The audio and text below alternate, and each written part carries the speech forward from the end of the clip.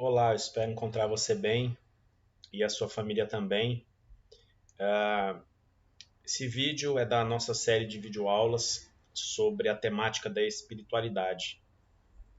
Não sei se você vem acompanhando, mas semanalmente eu tenho colocado no meu canal do YouTube, com base neste livro aqui do pastor Peter Scazzero, Espiritualidade Emocionalmente Saudável. Essa série de videoaulas chega hoje na aula 55, o que é um número bastante considerável, né? Se você parar para pensar, são aí já meses e meses que nós temos estudado essa temática a partir desse livro.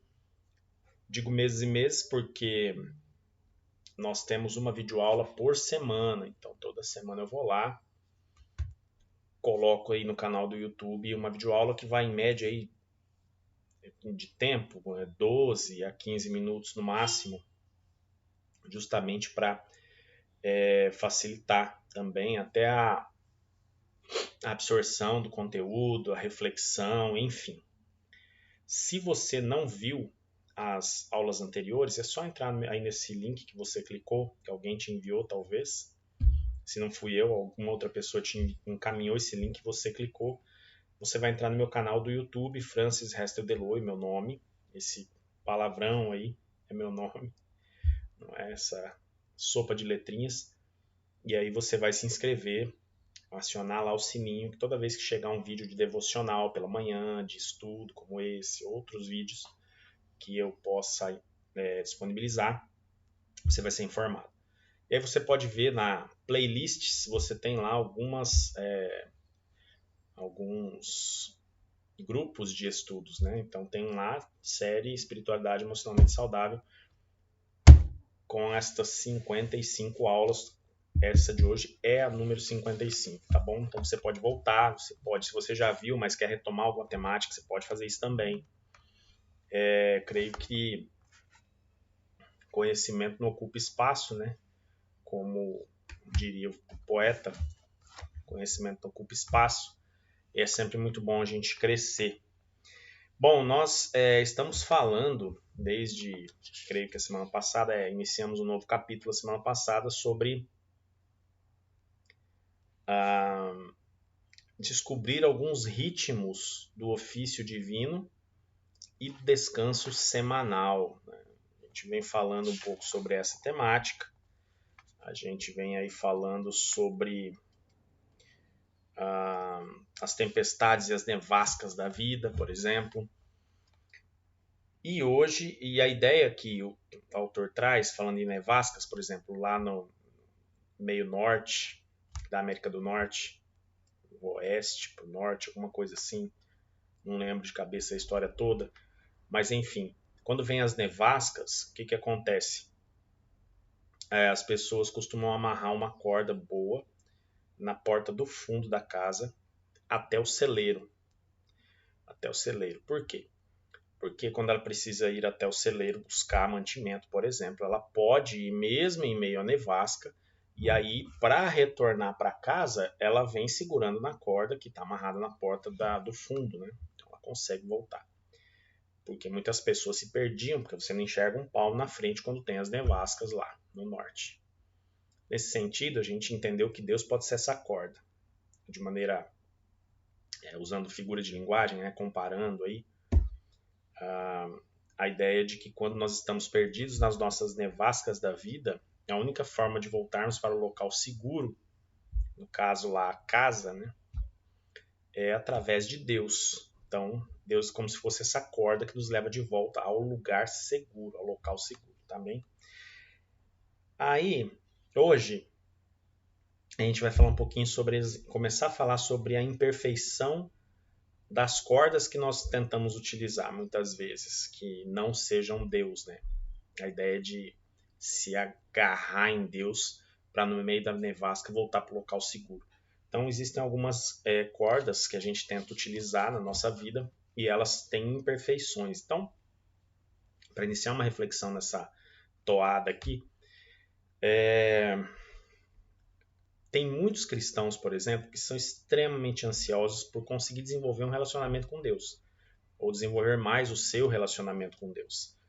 E estes cristãos ansiosos normalmente são ensinados a práticas, a momentos, por exemplo, de silêncio, né?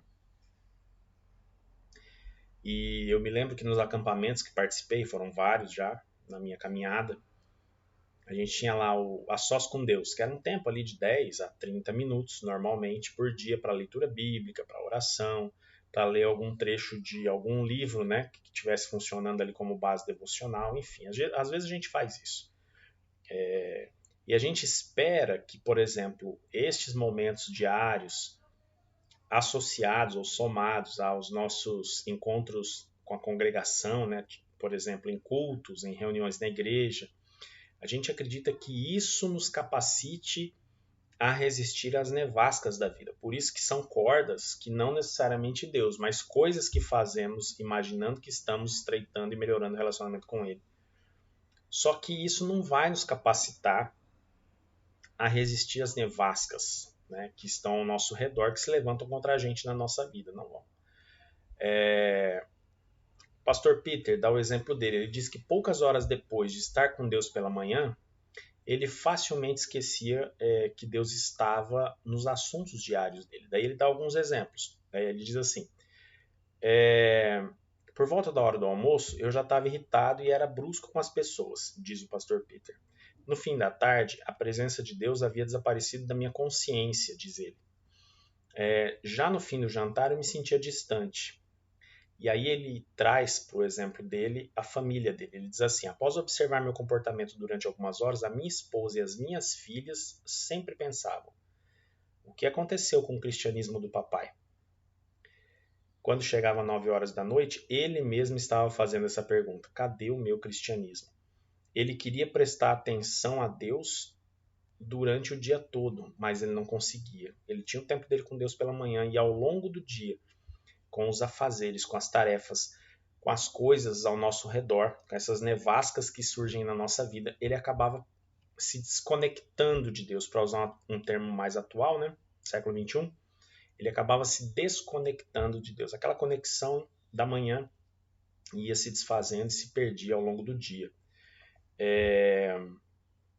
Ele disse que ele e a esposa dele já tinham trabalhado anos a fio com essas ideias de tempo com Deus, de oração, de leitura bíblica e tudo mais, e que eles sabiam a importância de uma desaceleração do ritmo da vida e do equilíbrio entre as atividades e a contemplação.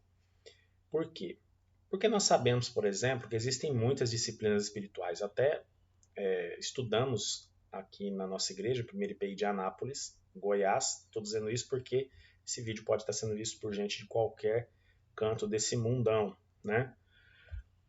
Aqui no Brasil Central, bem no meio aqui do país, nós já estudamos uma série sobre as disciplinas espirituais. E aí tem muitas disciplinas espirituais que são excelentes. A oração, retiro, direção espiritual, serviço, comunhão, pequenos grupos, adoração, ofertas, estudo bíblico, leitura devocional, oração contemplativa, jejum, memorização da escritura, lectio divina, confissão, intercessão, isso aqui só citando algumas, tá? E claro que todas essas disciplinas são ferramentas e são dons também maravilhosos para cada um de nós na caminhada que temos com Jesus na nossa vida cristã. Isso é fato. Muitas são essenciais nessa corda aí, nessa corda forte que vai nos manter centrados e levar para casa, né? Quando estamos lá no celeiro tentando passar pelo meio da nevasca. Claro que são. Agora, interessante que só as ferramentas ou só essas coisas que fazemos, só a leitura, só o tempo de estudo, isso não vai nos garantir necessariamente o relacionamento com Deus. A ênfase aqui agora é pensar no ofício divino e no descanso. Interessante que às vezes a gente não tem muita ideia sobre essa questão do ofício divino, né? Descanso a gente entende mais. Mas eu queria te deixar tranquilo e tranquila, porque na próxima semana a gente vai falar um pouquinho mais profundamente sobre o ofício divino, e a gente vai ficar aí pelo menos algumas semanas falando nisso, pelo menos umas 2 ou 3 semanas falando só sobre o ofício divino, mas agora a gente está de maneira introdutória trazendo à tona a ideia e a importância, tá, do ofício divino e do descanso. Então, Adão e Eva, por exemplo, trabalharam, desfrutaram das suas realizações no jardim. Eles ficavam fazendo coisas ao longo do dia, né? Eles tiveram de aceitar, por exemplo, os seus limites. E aí, qual que eram os limites? Por exemplo, não comer da árvore do conhecimento do bem e do mal. Eles não deviam buscar saber o que pertence ao Deus onipotente. Esse era o limite, não era? Vocês lembram da história? O que Deus está fazendo quando ele coloca limites ali no Éden? Ele está fazendo o seguinte, está ensinando que após o amadurecimento, né, das nossas realizações, tá certo? Nós, no caso lá, Adão e Eva, eles foram convidados a não ser mais ativos, a não realizar, mas a se entregarem a Deus em confiança. Então, a ideia, ele escreve aqui mais ou menos assim, ó. Ação, em seguida passividade. Empenho, depois relaxamento. Fazer tudo o que se pode fazer e depois ser carregado por alguém. Somente num ritmo assim é que o espírito consegue se realizar. Então, nós vivemos num contexto social que não nos permite muito isso. Nós temos que fazer. Quando, por exemplo, alguém diz assim, olha, estou de férias, ou hoje é meu dia de folga. A gente até usa a expressão, nossa, aquele cidadão, aquele cara, aquele homem, aquela mulher, nossa, aquele é um folgado, é uma folgada. A gente usa essa expressão de maneira pejorativa. Então, quando alguém diz assim, hoje é meu dia de folga, dia de descanso, tempo de férias, nós entendemos que isso é tempo perdido. Se a pessoa está de folga, ela não está fazendo nada. Se ela está em tempo de descanso, ela não está fazendo nada. Se ela está em tempo de férias, ela não está fazendo nada. É um folgado, é uma folgada. A gente usa isso de maneira pejorativa. E aí o que acontece? Quando eu digo estou de folga ou estou de férias, não é que eu não esteja fazendo nada. Pelo contrário, eu estou fazendo algo muito importante. Fundamental para a minha vida. Que é descansar. No 7º dia, Deus abençoou a sua criação e descansou. Nós aprendemos isso com o Deus que é onipotente. Deus precisava descansar? Ele estava cansado? Obviamente não. Deus não se cansa. Ele é eterno e todo-poderoso. Mas ele nos ensinou a contemplar. E ele contempla, observa o que criou e descansa. E a descansar. Nós perdemos essa capacidade nos tempos de hoje. Por isso eu digo que somos pejorativos na expressão. Nossa, fulano é um folgado. Dá a impressão que é um vagabundo, que não faz nada. Na verdade, quando estou de folga, quando estou de férias, quando você está em dia de folga, em dia de férias, em tempo de descanso, você está fazendo algo muito importante que nós aprendemos com o próprio Deus no 7º dia. Nós estamos em tempo de contemplação e de descanso, o famoso recarregar as baterias. Aliás, faz quanto tempo que você não descansa? Eu vou dar uma segurada aqui, porque semana que vem a gente vai entrar bem profundamente em ofício divino. Mas eu quero te fazer essa pergunta, encerrando a nossa reflexão dessa videoaula. Quanto tempo faz que você não descansa? Quanto tempo faz que você não recarrega as suas baterias? Quanto tempo faz que você não está folgado, folgada? Meu desafio hoje para você, que é o mesmo desafio para mim, vamos ter um tempo de folga. Seja folgado, seja folgada. Isso faz parte.